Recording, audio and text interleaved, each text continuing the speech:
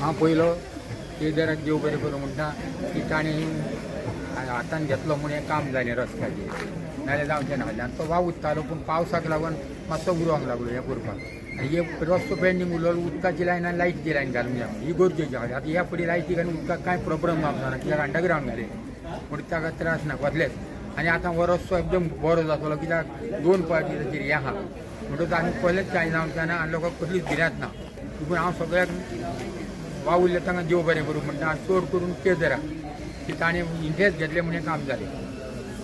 हांव डेप्युटी सरपंच सालिगांव आनी सोनारपाडाचे ward member ह्या थंयचे